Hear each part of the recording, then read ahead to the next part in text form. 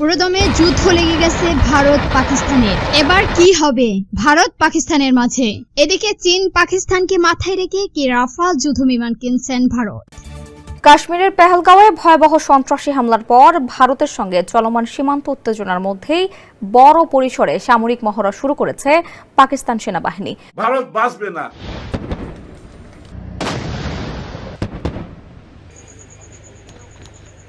আসসালামু আলাইকুম সম্মানিত দর্শক মূল্য গুরুত্বপূর্ণ কিছু ভিডিও আপনাদের মধ্যে শেয়ার করব, যে ভিডিওগুলো দেখতে রীতিমতো অবাক হবেন, যে ভিডিওগুলো চাঞ্চল্যকর অবস্থা সৃষ্টি হয়েছে, নেট দুনিয়া তোলপাড়, সামাজিক যোগাযোগ মাধ্যমে ভাইরাল।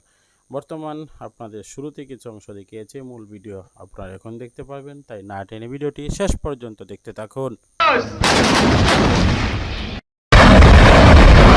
পুরোদমে যুদ্ধ লেগে গেছে ভারত পাকিস্তানের। এবার কি হবে ভারত পাকিস্তানের মাঝে? এদিকে চীন পাকিস্তানকে মাথায় রেখে কি রাফাল যুদ্ধ বিমান কিনছেন ভারত। ভারতকে থামান, না হলে ভারতকে তছনছ করে দিবে, বলছেন পাকিস্তানের প্রধানমন্ত্রী শাহবাজ শরীফ। তারপর জানিয়ে দিব দ্বিতীয় বিশ্বযুদ্ধ সামিত ৮০ বছর উপলক্ষে আগামী সপ্তাহে মস্কোতে অনুষ্ঠান স্মরণ আয়োজনকে ঘিরে ৩ দিনের যুদ্ধবিরতির প্রস্তাব দিয়েছেন পুতিনের ইউক্রেনে শান্তি চাই ক্যাম্প। এবং সর্বশেষ জানিয়ে দিব পাকিস্তান ভারত প্রশিক্ষিত সন্ত্রাসী আটক, উদ্ধার ড্রোন ও বিস্ফোরক। দর্শক, এতক্ষণ শুনছিলেন আন্তর্জাতিক সংবাদ শিরোনাম। এখন শুনবেন বিস্তারিত জানা কি আপনি যদি আমাদের চ্যানেলে নতুন হয়ে থাকেন তাহলে অবশ্যই চ্যানেলটিকে সাবস্ক্রাইব করবেন, আর ভিডিওর মূল বক্তব্য শোনার জন্য ভিডিওটি না টেনে সম্পূর্ণ দেখুন। এখন বিস্তারিত। পাকিস্তান চীনকে মাথায় রেখে কি রাফাল যুদ্ধ বিমান কিনছেন ভারত। ফ্রান্সের কাছ থেকে ২৬টি রাফাল মেরিন যুদ্ধ বিমান কিনছেন ভারত। এই চুক্তির বিষয়ে সেই দেশের সঙ্গে কথাবার্তা আগেই চূড়ান্ত হয়েছিল, কিন্তু চুক্তি স্বাক্ষরিত হয়েছে এমন একটা সময় যখন পেহেলগাম পর্যটকদের উপর হামলাকে কেন্দ্রে পাকিস্তানের সঙ্গে ভারত উত্তেজনা তুঙ্গে। সংবাদ সংস্থা রয়টার্সের তথ্য অনুযায়ী ৭৪০ কোটি মার্কিন ডলার ব্যয় করে ফ্রান্স থেকে যুদ্ধ বিমান কিনছেন ভারত।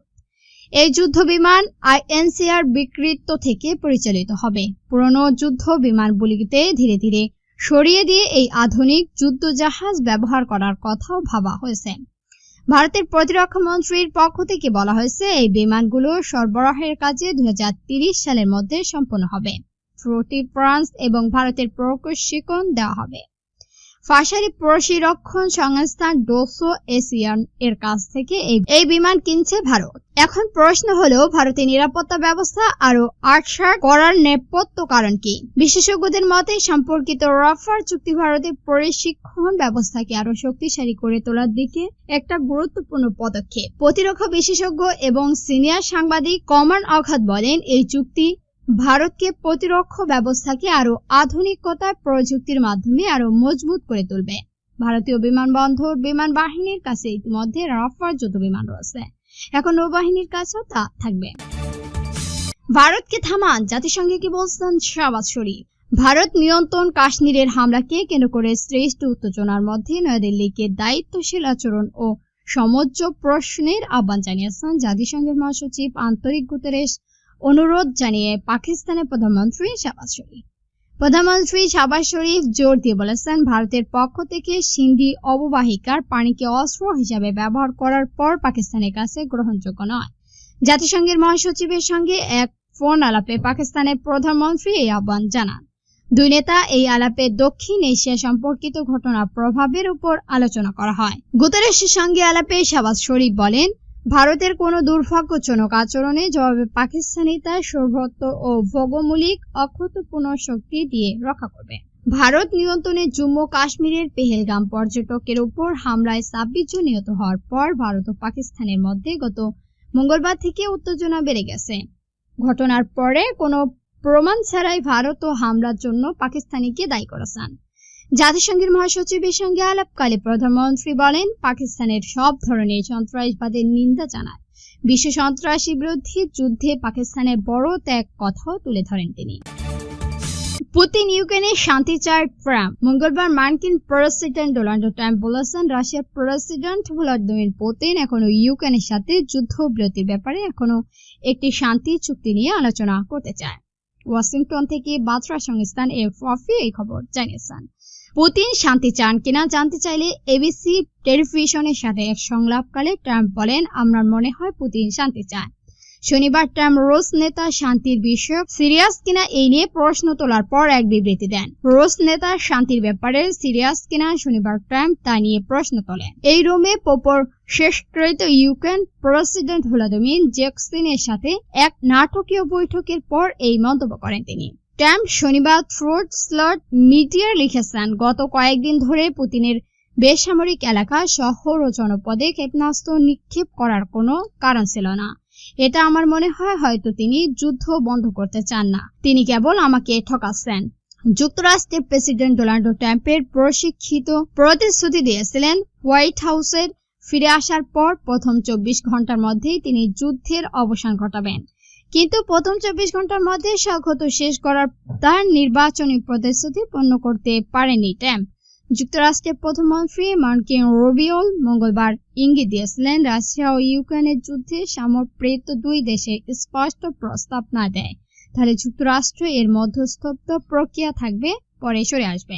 সম্পর্কিত রুশ প্রেসিডেন্ট ভ্লাদিমির পুতিন দ্বিতীয় বিশ্বযুদ্ধ সামগ্রিক 80 বছর উপলক্ষ আগামী সপ্তাহে মস্কোতে অনুষ্ঠান স্মরণ আয়োজনকে ঘিরে তিনি 3 দিনের যুদ্ধবিরতির প্রস্তাব দিয়েছেন। তবে ইউক্রেন সমৃদ্ধ যুক্তরাষ্ট্রের 30 দিনের যুদ্ধবিরতির প্রস্তাব তিনি প্রত্যাখ্যান করেছেন। পাকিস্তানে ভারত প্রশিক্ষিত সন্ত্রাসী আটক, উদ্ধার ড্রোন ও বিস্ফোরক। পাকিস্তান সেনাবাহিনী দাবি করেছেন দেশটি অন্তত ভারত পাকিস্তানের স্পষ্ট পরিচালিত সন্ত্রাসী তৎপরতার প্রমাণ তারা হাত পেয়েছেন। এক প্রেস ব্রিফিং এ তারা জানিয়েছেন সম্পর্কিত এক ভারত প্রশিক্ষিত সন্ত্রাসীকে আটক করা হয়েছে। প্রিয় দর্শক, সম্পূর্ণ ভিডিওটি দেখলেন, বুঝতে পেরেছেন ভিডিওটি গুরুত্বপূর্ণ।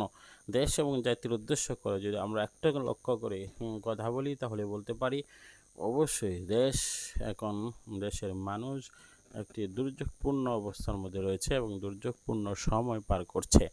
দেশ এবং জাতি উন্নতি লাভ তখনই করতে পারবে যখন নিরপেক্ষভাবে সকলেই সামনের দিকে অগ্রসর হতে পারবে।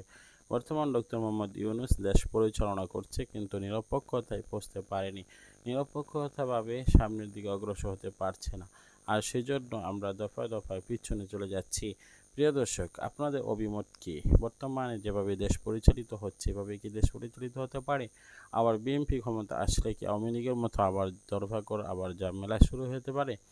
অবশ্যই সেই মতামতগুলো অবশ্যই কমেন্ট বক্সে জানিয়ে দিবেন। পরবর্তী সকল আপডেট সর্বদাই সর্বপ্রথম পাওয়ার জন্য আমাদের এই চ্যানেলটিকে সাবস্ক্রাইব করে পাশে থাকা বেল বাটনটি অন করে দিবেন। নিত্য নতুন সকল আপডেট সর্বদাই সর্বপ্রথম আমাদের এই চ্যানেলে পেয়ে যাবেন ইনশাআল্লাহ। দেখা হচ্ছে পরবর্তী ভিডিওতে। ভালো থাকুন, সুস্থ থাকুন। আসসালামু আলাইকুম।